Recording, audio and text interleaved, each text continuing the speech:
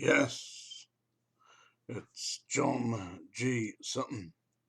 Tales from the jails. I want to talk a little bit today about an incident that's just happened. Actually, it's in the newspapers today. You have a look. It was a prison in Wrexham, which is in North Wales, and the prison was HMP Berwyn, Berwyn, in which an unfortunate inmate there was doused in boiling water. Again, it seems to be a strange thing that they do there, but I mean, obviously they must have kettles in their people's cells these days, because according to the report, which you can see online if you have a look it up, HMP Berwyn, yeah, he ran out of his cell with this kettle of boiling water and threw it into the face of this individual. Now, the man in question was called Gavin Backhouse, who was his age 46. He's a serial offender, apparently, who's got numerous convictions for assault, and he's serving time in HMP Berwyn. But apparently, Mr. Backhouse, unfortunately, suffers from epilepsy, and he had been being ridiculed by a number of inmates in HMP Berwyn. One of them was including a man called Paul Wood. Now, according to the reports, Paul Wood had been apparently bullying Backhouse, and Backhouse ran out of his cell with the boiling water straight in the face, and the staff intervened, locked Backhouse up, and called the hospital staff to deal with the injuries to Paul Wood, who had been skin peeling off his face with the boiling water, as it does, you know.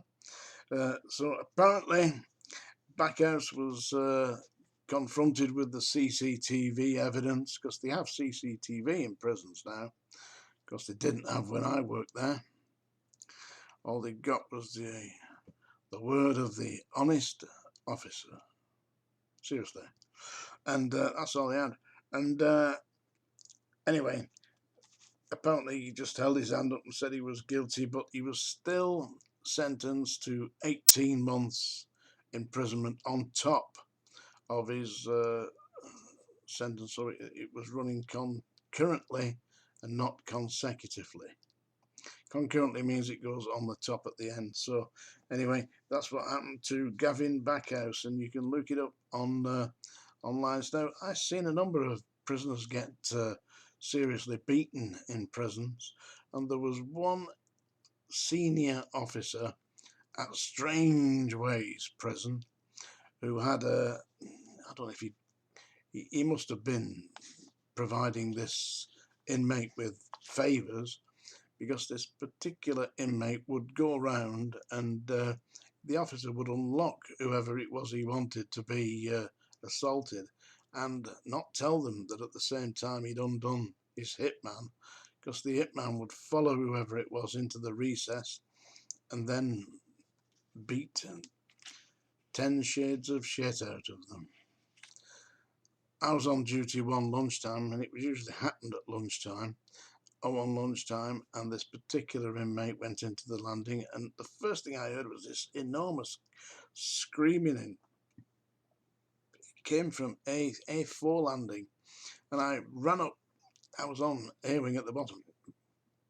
I was on A2 at the moment, and I ran up to A4, and this senior officer had opened somebody up and let them out, and this sent his hitman to go and give them a beating. And they dragged them into the recess and were punching them. I managed to get up there and save this guy. Goodness knows how severely he would have been beaten. But when I did that and dragged the hitman off, the senior officer come in and said, "No, this never happened. This has never happened, you know. It never happened. There's this guy injured." But I was relatively new in the service, you know, and I didn't take it any further. I should have done. I realised that. I hold my hand up. Yeah, I should have taken it further, but there were, as a senior officer, there's threats of violence involved in this, because it's not just prepared to attack vulnerable prisoners, you know. In the event that it comes to it, the staff will attack the staff. Seriously. It happened to me on a number of occasions. On one particular occasion, a large, I'd say large, you know, we're talking about king-size jailers here, you know, 6'4", extremely well built, throwing the weight around.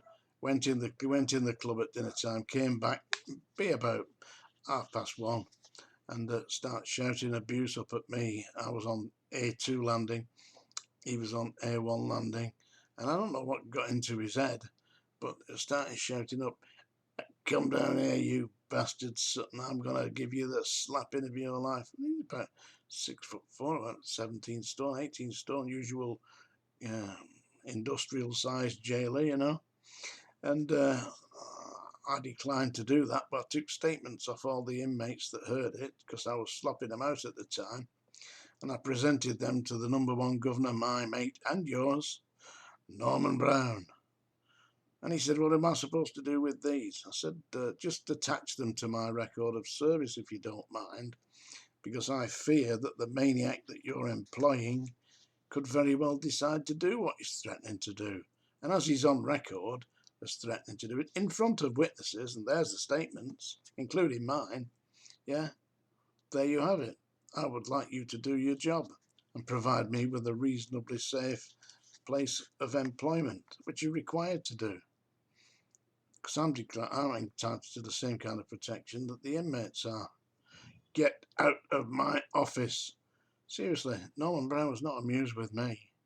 And I wasn't, at that point, particularly amused with the attitude of Norman Brown, who declined to do his duty. But then again, I suppose that the senior prison officers were acting on his instructions. That's today's very short but very poignant Tales from the Jails. If you don't believe me, have a look up on the BBC site or whatever it is, search it, HMP Berwyn in Wrexham. Thank you very much.